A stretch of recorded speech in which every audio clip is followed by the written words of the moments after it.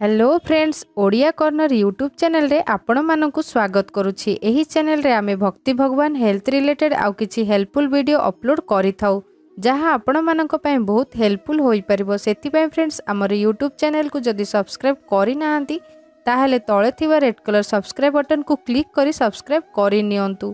ता सहित एही बेल रो आइकन को क्लिक करंतु जहां फल रे हमर नुवा नुवा वीडियो सर्वप्रथमे पाई परिबे।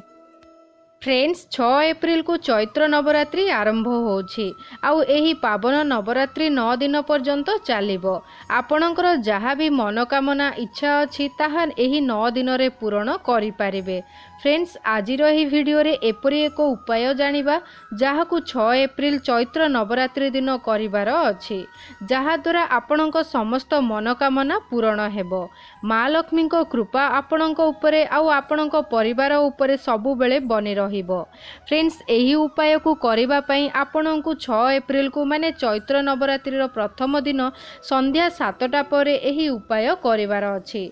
आपण सेही दिन गोटे दीप नेबे, सेथिरे घिओ किंबा तेल पकाई दीप जळेबे।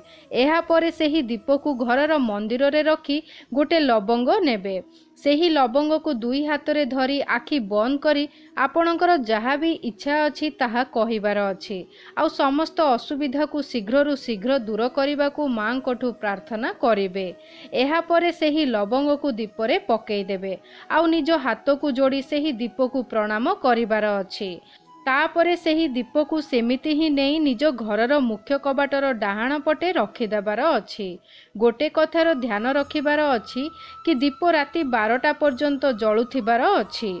राति रे माँ लक्ष्मी भ्रमण करती आउ नवरात्रि दिन माँ को एही दीप जेउ घरर बाहर देखा मिले सेही घर को माँ अवश्य प्रवेश करती।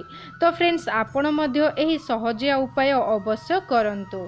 आशा करुछि फ्रेंड्स वीडियोटी आपण माननकु पसंद आसीथिबो। जदि वीडियोटी पसंद आसे ताहेले कमेंट करंतु, लाइक करंतु आउ निज फ्रेंडशिप रे शेयर करंतु। ता सहित आम चैनल को सब्सक्राइब करिया को भूलंतु नाही।